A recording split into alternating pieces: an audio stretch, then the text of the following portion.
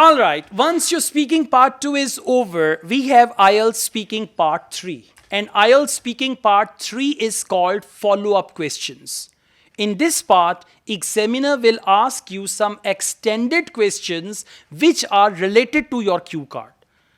Questions are going to be related to cue card, whatever the cue card topic was or whatever it was. Now, in speaking part 3, they check your high level English. Speaking part 1 is basic. Band score 1, 2, 3. Speaking part 2 is intermediate. Band score 4, 5, 6. And speaking part 3 is advanced. Band score 7, 8 and 9. And then they give you average band and all that, right? In speaking part 3, they will ask you some questions where you have to use advanced structures of English language. And if you don't use them, then they understand this candidate is for 6 band only. Right? Now, for example, if they are going to compare two things, so for that, you need to use comparative structures. You will compare village with city. They may ask you to compare local education with foreign education. They may ask you to compare any two countries, any two cities and all that. So one thing is comparative questions. So you need to know if we compare city life with village life, there are several differences and then you can talk about them, right?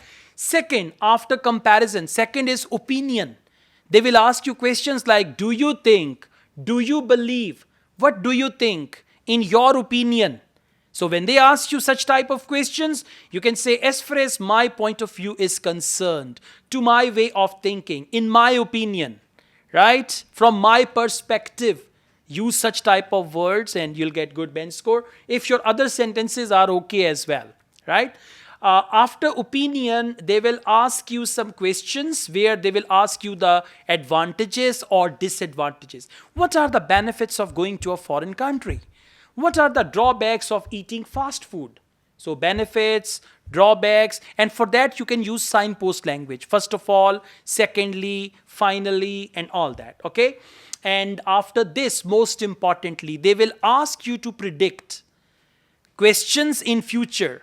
What will happen after 20 years, after 30 years? Do you think people will continue to use public transport after 15 years? Now, after 15 years, this is what we call prediction, and you have to use future tense for that. So they check your ability to use the right tenses because that is advanced English. And if you use the right tenses, you will get even good band score. You'll get better band score in all three parts, okay? So this is the whole story. You need to focus part 1, part 2, part 3. For part 2, you need to speak for minimum 1 minute, maximum 2 minutes. For part 1, make sure your answer contains 4 to 5 sentences. And for part 3 also, you need to follow the same pattern. Number 1, direct answer. Number 2, elaborate your answer. And number 3, conclude your answer. And then examiner will ask you the next question, right? Thank you.